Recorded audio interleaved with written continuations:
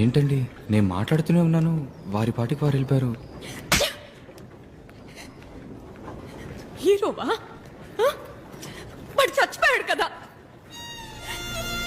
నేను ఎప్పుడు ఏ విషయం చెప్పాలనుకున్నా నువ్వు విన్నదే లేదు. నువ్వేదో ఊహించుకుని నువ్వేదో చేసేస్తావు.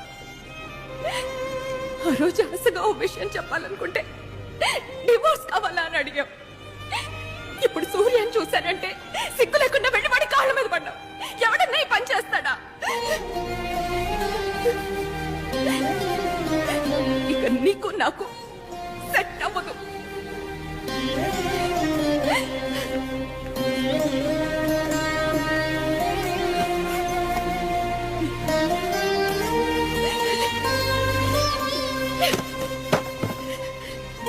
ఈ గిఫ్ట్ నువ్వు ఆ రోజే విప్పి చూస్తుంటే ఇంత దూరం వచ్చి ఉండేది కాదు.